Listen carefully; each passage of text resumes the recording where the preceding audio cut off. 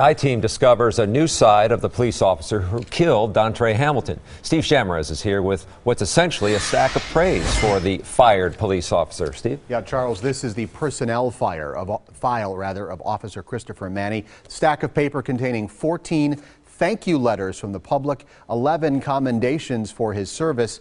That is a contrast with what protesters have called a problem police officer. When protesters speak of Christopher Manny, they point to his internal affairs file, which details 6 citizen complaints over his 13 years of service.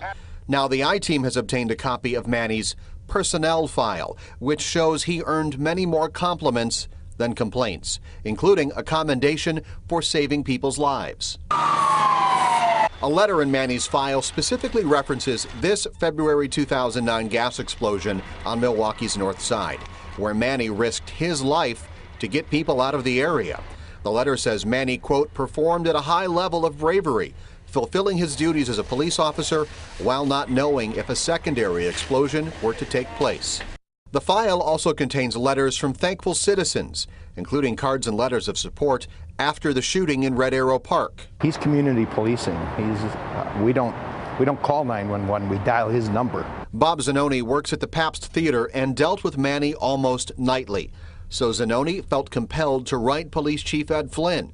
I have witnessed him confronting situations and solving problems with words and logic, he wrote, not violence and force.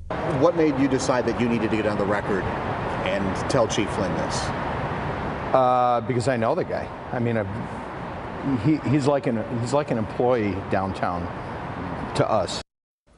A spokesperson for Chief Flynn said both the good and the bad were given consideration when that decision was made to fire Chris Manny.